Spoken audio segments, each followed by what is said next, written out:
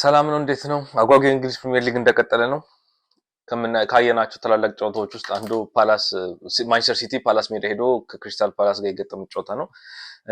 እንደተጠበቀውም ከባድ ትንቅንቅ የታየበት ጨዋታ ነበር።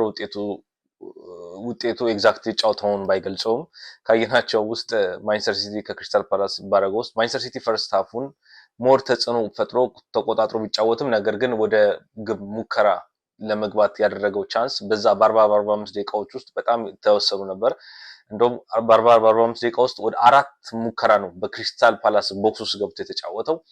በክሪስታል ፓላስ ቦክስ ውስጥ ገብቶ አራት ሙከራ ሲሞክር ክሪስታል ፓላስ ግን ዳይሬክት የሆነና ቀጥታ የሰበሩ የማንቸስተር ሲቲን ተከላካይና አማካይ ክፍል ወደ 18 ሙከራዎች አድርገው ነበር በፈርስት ሃፍ ላይ። ግን ኳሱን ሞር ፖስት አድርጎ የነበረው ማንቸስተር ሲቲ ነበር። ክሪስታል ፓላስ ግን በዳይሬክት ረንና በጎል ሙከራዎች በመሞከር ማንቸስተር ሲቲ ላይ በጣም ብዙ ሙከራዎችን ፈጥሮ ነበር። ስፓኒሻዊው ፒኖ ከሳር ተቀብሎ የሞከራቸው ሙከራዎች ምናምን ነገር 18 ሙከራ በመጀመሪያ 45 ደቂቃዎች ውስጥ ሞክረዋል። ሲቀጥል ደግሞ ስናያቸው ደግሞ ማንቸስተር ሲቲ ሞር ባላንሱን አግኝቶ ሰከንድ ሃፍ ላይ ኤሪክ ሃላንድ ከማቲያስ ሙኒስ ፈርስት ሃፍ ላይ ከማቲያስ ሙኒስ የተቀበለውን ድንቅ ጎል በማስቆጠር ማንቸስተር ሲቲ መሪ አርጎ እረፍት ወጥቷል። ማቲያስ ሙኒስ በዚህ አጋጣሚ ሳልናገር ማላልፈው አማካይ ተጫዋች ነው። ነገር ግን ጋርዲዮላ ወደ ፉልባክነት ቀይሮት በጣም ጥሩ ብቃት ማንቸስተር ሲቲ ቤት አሁን ከካይል ዎከርና ከካንሴሎ በኋላ ስታቢሊቲ ቀኝ ክንፉን እሱ ተቆጣጥሮት ይገኛል። ይሄን ጋርዲዮላ እንደተናገረው ማቲያስ ሙኒስ የእግር ኳስ አይኪው የመሃል ሜዳ አማካይ የእግር ኳስ አይኪው የለውም ብሎ በጣም ብዙ ንትርኮችን አስነስቶ ነበር። እንዴት ተጫዋቹ እንዲህ ይላል ተብሎ። ነገር ግን እውነት ነው ወደ ቀይሮት እውነትም አማካይም ተከላካይም ፉልባክም አድርጎት አሲስቱንም መከላከሉንም በደንብ እየተጠቀመ ያለው ልጅ ነው። አትሌቲክ ነው ልጁ፣ በጣም ጎበዝ ልጅ ነው። ሲቲ ቤት ቀኝ ክንፉን ሞር ስቴብል እንዲሆን አድርጎታል። ከዛ አማካይ ክፍሉ ባላንሱን ሲቲ ቤት ደግሞ በአዲስ ፈራሚ ከሲሚላን ያመጡት ራይንደርስ እና በርናንዶ ሲልቫ ክንፍ ላይ ፎደን፣ ቸርኪ እና ጎንዛሌዝ አድርገው በጣም ማንቸስተር ሲቲ ስቴብል የሆነ አማካይ ክፍል እንድናያርገውናል። አሁን አርሴናል አንገት ስር ትንፋሹን አርሴናል ክሎፕና ሲቲ አርሴናል ይሄ ነገር ላይ መቼ ይችላል። ምክንያቱም ሲቲ ለምዶታል ከክሎፕ ጋር ከኋላ እየተከታተሉ መብላቱን ለምዶታል። እኔ ይሄ ነገር ይሆናል እያልኩ ሳይሆን ባይሆን ምርጫዬ ነው። ምክንያቱም አዲስም ቡድን ብናይ ጥሩ ነው። ግን ማንቸስተር ሲቲ እየተከታተለ ቡድኖችን ማስጨነቅ ይወዳልና አሁን ልዩነቱ ወደ 2 ነጥብ አድርሶታልና ሞር አርሴናል አንገት ስር ትንፋሹን እንዲሰማ ላይ ክሎፕ ይል ነበር። አሁን ትንፋሾችን መስማት ይችላሉ። ትንፋሻችንን አንገታችን ስር ሆኖ ትንፋሻችን ይሰማሉ የሚሉት ነገር ነበር በሊቨርፑልና በማንቸስተር ሲቲ ባህል የነበረው እና አሁን በአርሴናልና በማንቸስተር ሲቲ መሃል ሆኗል። እውነትም ጋርዲዮላ የቡድኑን ባላንስ ያገኘ ይመስላል። አማካይ ክፍሉ በርናንዶ በቀኝ አለ፣ በግራ በኩል ደግሞ ከበርናንዶ ውጭ ደግሞ ራይንደርስ አለ ከሲሚላን ያመጡልጅ፣ ከዛም ፎደን አለ፣ ኒኮ ጎንዛሌዝ አለ። ከኒኮ ጎንዛሌዝ ከፎደን ጋር ደግሞ በደንብ ያጣምሯቸው ደግሞ የሚገኘው ደግሞ ራያን ቸርኪ ከሊዮን ያስፈረሙት በጣም ድንቅ ልጅ ማንቸስተር ዩናይትድ ይፈልገው ነበር ያንን ልጅ። ነገር ግን ያው ከሊዮን ጋር በተፈጠረው ግጭት ማንቸስተር ሲቲ ገብቷል። በጣም ተርካሽ ያገኙት ይገርመኛል። ፎደንና ቸርኪ ካደረጉት ጥምረት ምርጥ ቡድን ማንቸስተር ሲቲ ቤት እያየ ነው እና ይሄ ፕሪሚየር ሊጉ ላይ ኔክስት ያለውን ፉክክር የጠቆመ ጨዋታ ነው። ፓላስ በሲቲ ሜዳ ሄዶ ያደረገው ሲቲ በፓላስ ሜዳ ሄዶ ያደረገው ነገር ኔክስት በፕሪሚየር ሊጉ ላይ ምን ይከሰታል የሚለውን ያየንበት ነገር ነው። ከባድ ፉክክር እንደሚሆን ያሳየን ነው። ሲቀጥል ሰከንድ ሃፍ ደግሞ አጌን ድጋሚ ፎደን ድንቅ የሚባል አጨራረሱን አሳይቶን ፎደን አገባ። ከዛን ሶስተኛውን ጎል ደግሞ ድጋሚ ሳቪኒዮ ሁሉን ነገር ጨርሶ ባለቀ ሰዓት ማለት ነው ሁሉን ነገር ጨርሶ በተፈጠመበት የጥፋት የተገኘውን ፍጹም ቅጣት ምት ሃላንድ ኢሊጎሪ ያስቆጥሮ 3-0 እንዲሆን አድርጎታል። ይሄ ማንቸስተር ሲቲ ነገር ሳንናገር ማለፍ የለብንም። ማንቸስተር ሲቲ አሁን ነጥቡን በሁለት ነጥብ አድርጎ ሁለተኛ ደረጃ ይዟል። ከዛን ሌላኛው ደግሞ የሳምንቱ ታላቅ ጨዋታ ደግሞ የምንለው ያው የሊጉ መሪ ሆኖ አርሴናል ነው። አርሴናል ወልቭስ ሜዳ ሄዶ ተቸግሮ ማለት ማሸነፍ ባለበት ልክ አላሸነፈም እና ኢቭን አርቴታ ጨዋታውን አንአክሰፕተብል ብሎ እስኪጠራው ድረስ ይሄ ማንቀበለው መሆን የለበት ነገር ነው ብሎ ተናግሯል።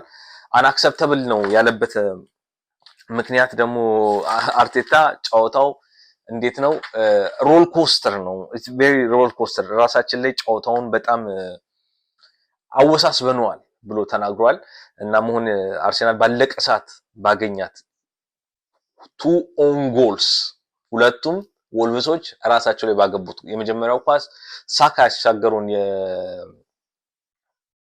ምት በረኛው ድንቅ በረኛ ሆኖ ያመሻው ጆንስተን ምን አረጋ ላዩ ላይ ገጭቶት የገባ ጎል ሲሆን ሁለተኛው ደግሞ ድጋሚ አሁን ክሮሱን እንደውም ገብርኤል ጂሰስ አግብቷል ተብሎ ነበር መጨረሻ ሲታይ ሙስኬራ ነው ላይ ያገባውና በሁለቱ ኦን ጎልስ ናይት ብለናል ራሳቸው ባገቡት ጎል አርሰናል ወልቭስ 2-1 አሸንፏል ይሄ በጣም የአርሰናልን ሰሞኑን ባየነው ከአስቶን ቪላ ጋር ከደረሰበት ሽንፈት አቻ ከወጣው ጋር ሲደራረብ አርሰናል አሁን ደግሞ የማንቸስተር ሲቲ አቋም ለአርሰናል ከባድ ጊዜ እየመጣ ነው ነገር ግን ካለው ቡድን ጥልቀት እና ካላቸው የዋንጫ ፍላጎት አርሰናሎች ምን እንደሚያሳዩን እናያለን አሁን አርሰናል እና ሲቲ ግን ቀላል ፉክክር የማይባል ፉክክር እንደሚያደርጉ ይጠበቃል ምክንያቱም አርሰናል አሁን ሁለት ቀን አርፎ ቤን ዋይት ጉዳት አጋጥሞታል በጨዋታው ምን ያህል እንደሆነ ጉዳት እንደሚያደርጉ ባይታወቅም ኔክስት ግን አሰስ አድርገው የት ይደርስ እንዴት ነው የሚሆናል የሚለው ጉዳቱ መጠኑ ስላልታወቀ አርሰናል ላይ አንስቴብል ነበር ሳሊባ ተመልሷል ነገር ግን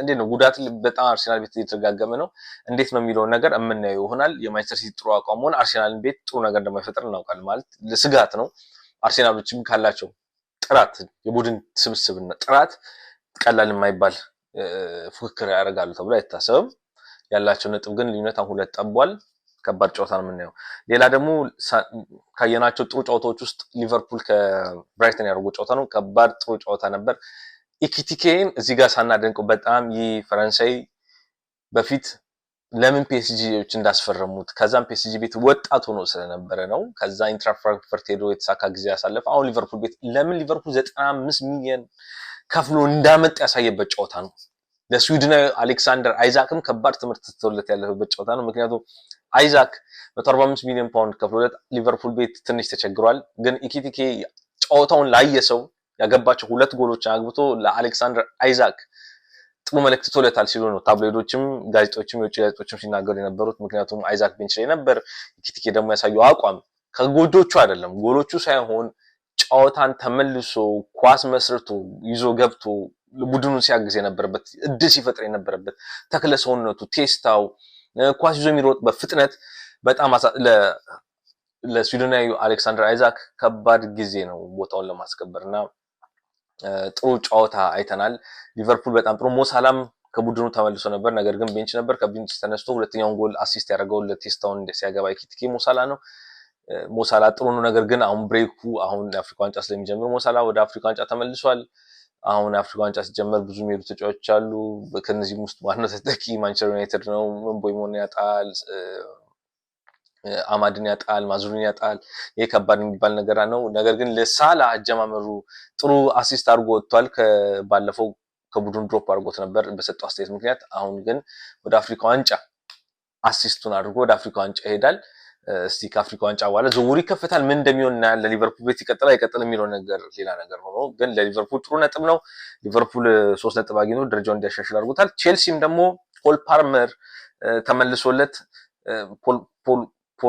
ፓልመርና ጉስቶ ባገቡት ጎል ሁለት ባዶ አሸንፎ ኤቨርተን ወጥቷል ለፓልመር ከ3 ወር በኋላ ያገባው ጎል ነው እና ለፓልመር ከ3 ወር በኋላ ያገባው ጎል ሲሆን